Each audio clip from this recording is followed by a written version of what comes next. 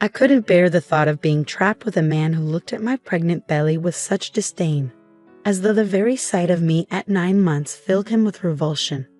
The cruel smile he wore only added to the bitterness. He seemed to relish this moment, as if anticipating it all along.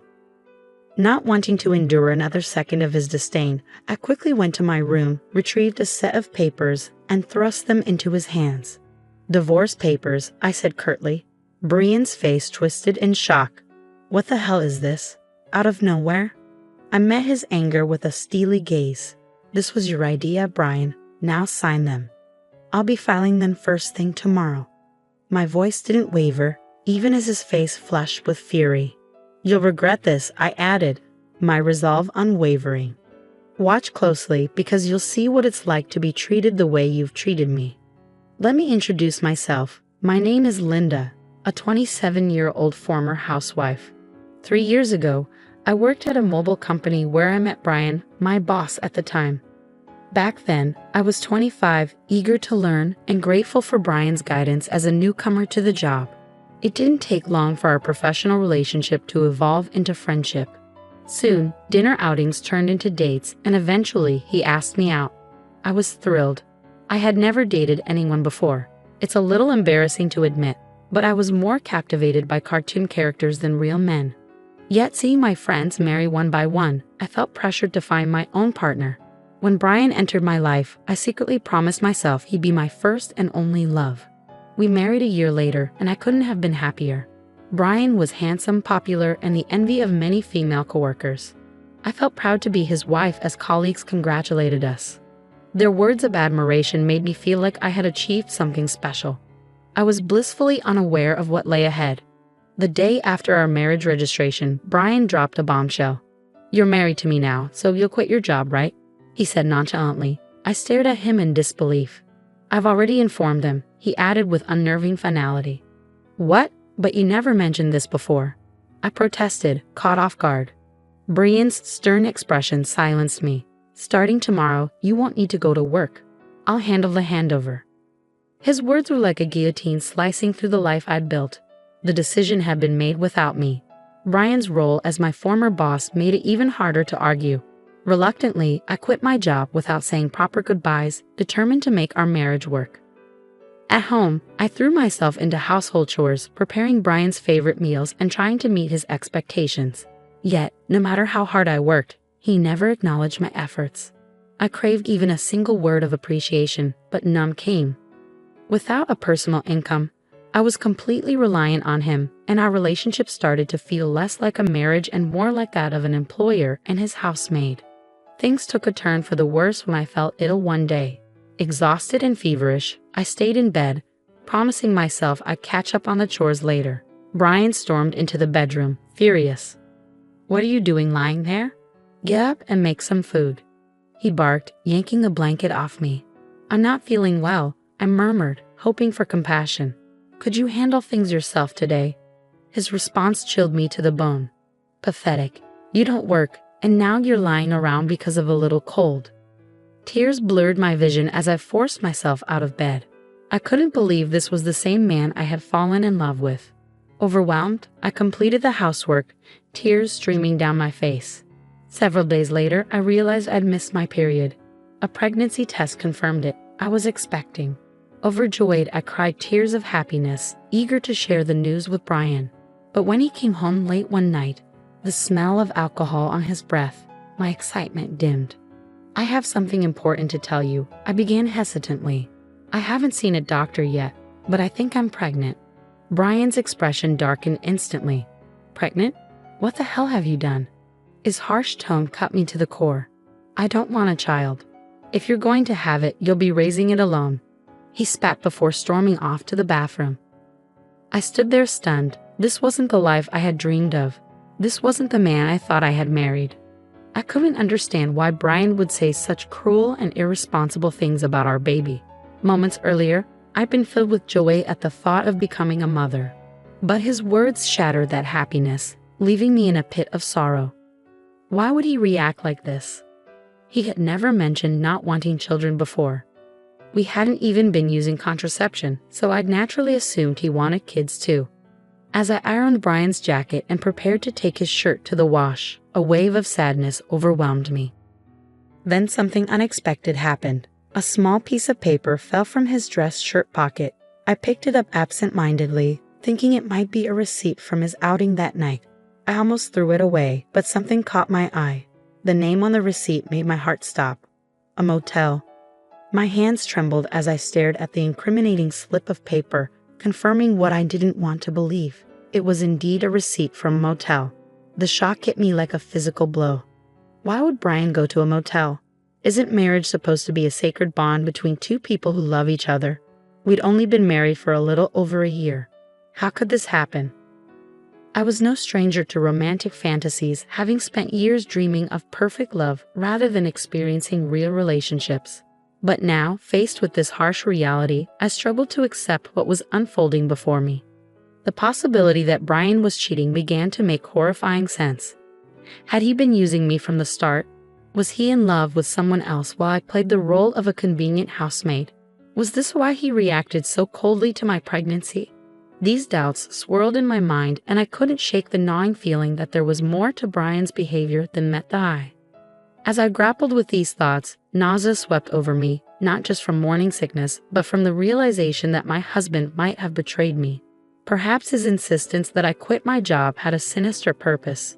Maybe his mistress worked there, and he needed me out of the way.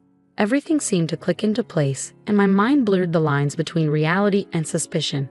But the heartless words Brian had hurled at me when he learned of my pregnancy were undeniable. That day, I resolved to uncover the truth. From then on, I observed Brian's behavior with new eyes. His coldness was impossible to ignore. It was as if he resented me for becoming pregnant. Despite knowing how sick I felt, he would eat smelly foods near me, criticize my housework, and force me to redo tasks. My pregnant body endured his cruelty while my heart grew heavier by the day. But I didn't let it deter me. I began investigating his infidelity. Brian guarded his phone fiercely, never parting with it, even taking it to the bathroom, making it nearly impossible to check. I searched his pockets, hoping for more receipts or clues, but my efforts were fruitless. I even considered hiring a private investigator, but without any personal income, I couldn't afford such a step. Just when I felt trapped in my search for answers, an unexpected lifeline arrived. One day, my phone rang. It was my father. "Dad?" I said, surprised. His busy schedule rarely allowed for casual calls. "Hi, Linda. How are you?" he asked warmly. "Everything's fine," I lied. "Is something wrong? Aren't you busy with work?" "My employees are handling things well, so I'm taking it easy," he replied. My father, the CEO of a company in England, had always been a workaholic. His call was unexpected. "What's going on?"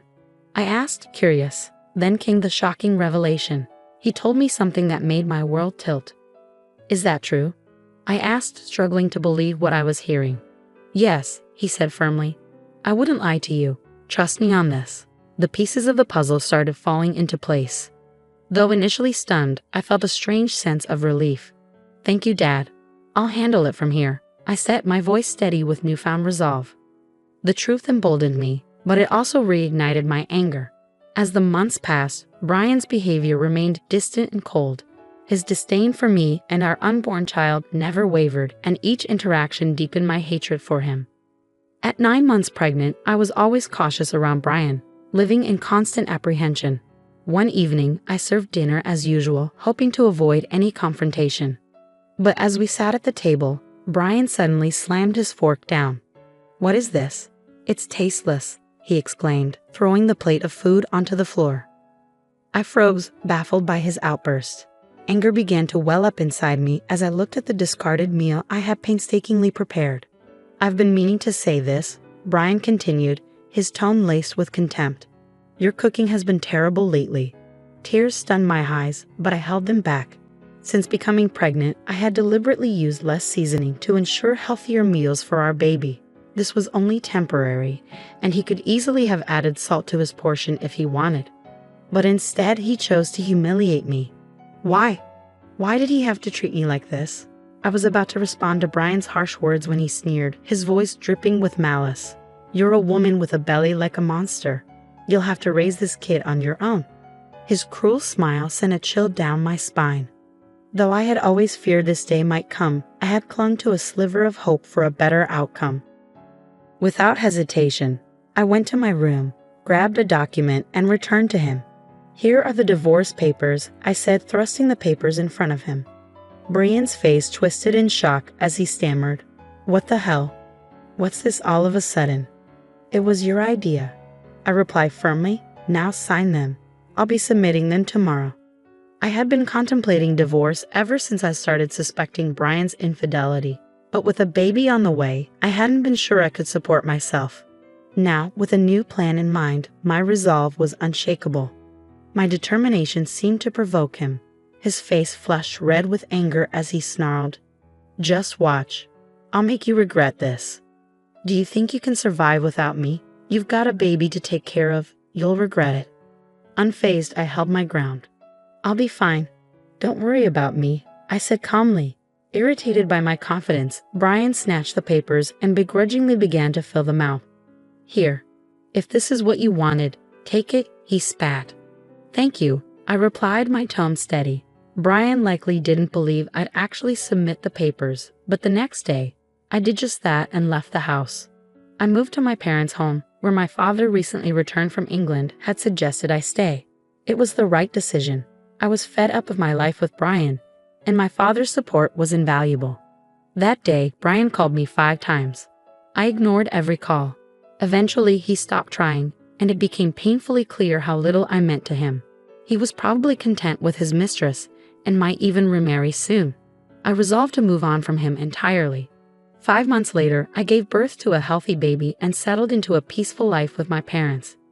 Parenthood brought me joy, and for the first time in a long while, I felt truly content.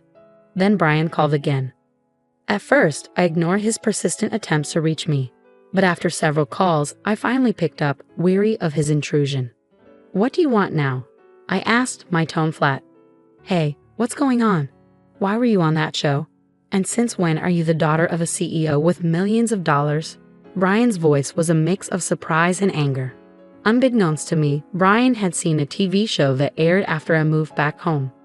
The program, which featured my family, highlighted my father's role as the CEO of a global tech company and estimated our family's wealth at $20 million. I hadn't anticipated Brian watching it, but TV has a way of reaching unexpected audiences. "Oh, by the way," I said nonchalantly, "I didn't tell you about my $38 million inheritance. That's why I was able to divorce you." Brian was furious. "What? That's absurd. Why didn't you tell me before? Half of that is mine, right? Give me the money now." I laughed coldly. Just as I thought. After seeing the show, all you care about is money. Gifts from parents aren't included in the property split. And don't forget your own wrongdoings, Brian. "What are you talking about?" he asked, his voice tinged with unease. "I'm tired of your antics," I said, my patience wearing thin. "You cheated on me, didn't you? With your new wife, your junior from work. You started dating her even before we were married." Brian was clearly shocked. He hadn't expected me to know the truth. "Did you really think I wouldn't find out?" I continued. "My father has connections everywhere, including in your company. I've known for a long time." I paused before delivering my final blow. "By the way, I'll be demanding child support." Brian's anger turned to denial. "Stop kidding. Why should I pay child support? You got pregnant on your own and slacked off on housework. It's all your fault." I couldn't believe I had once loved someone so devoid of common sense. Leaving him was the best decision I had ever made. "Brian," I said with a mix of anger and exhaustion, "do you even hear yourself? I'll have my lawyer handle child support. Never call me again, and you'll never see the child. Goodbye." I hung up and blocked his number, feeling a wave of relief. It was finally over. Later, I learned from a former colleague of his that Brian was struggling. His new wife was a reckless spender, and he had plunged into debt trying to keep up with her lifestyle. He had hoped to get a share of my inheritance to ease his burdens, but his plan failed miserably.